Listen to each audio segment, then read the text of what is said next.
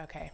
I think a great caregiver is someone who got into the business because in their heart they wanted to make a difference, and someone who has the skill.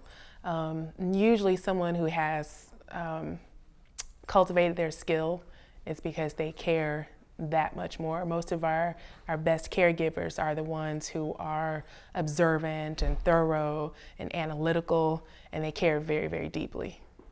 I chose to work for Harmony because I walked in the door looking for a job as a caregiver, and the office felt really, really warm. Everyone there welcomed me with a Harmony kind of feeling. I felt very much at home. So I decided, the first day of my interview that that was the place that I wanted to be. Well, like I said, I started there I went there to work as a caregiver, but I also ended up doing some work in the office. And Carol and Jonathan both persuaded me to stay in the office for good, and I couldn't resist. The first experience that I had was a woman who lived alone, and I went there to just do some companion work for her. But we talked and talked and talked, and she opened up to me and told me some private things she said she had never told anyone before. And that touched me very much because I felt like she trusted who I was as a person, and that my intentions were good. And we became friends. I worked with her several times, and then we became friends thereafter, even as I worked in the office.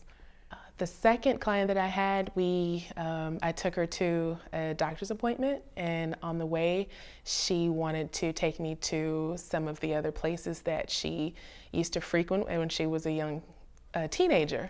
And she did that because she said I reminded her of her own daughter with my particular ambitions and the way I spoke.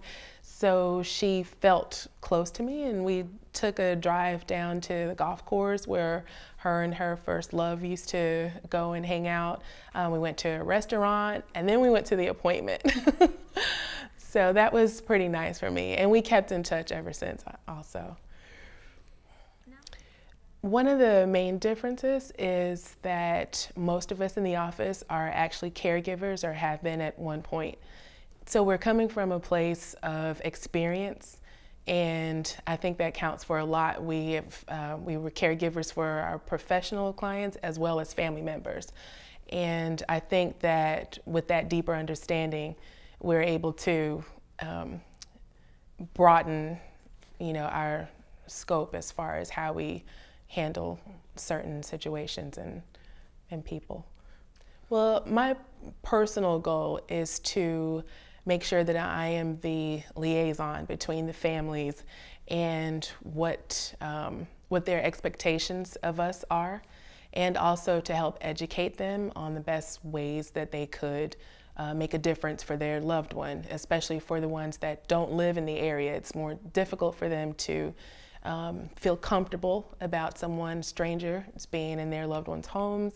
So I try to make sure that I keep in touch with them often and provide a sense of comfort for them. And I think that that makes a difference. It makes them feel like they have a trusted company working with them.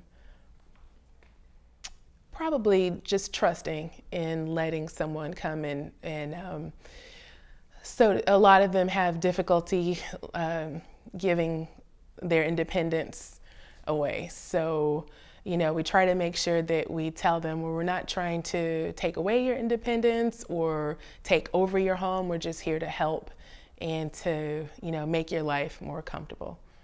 I would say that if they met the caregiver and, even if they were with them for an hour, to just kind of try it out just for that short amount of time. And if they didn't like the caregiver, then, they could take more time and maybe meet someone else.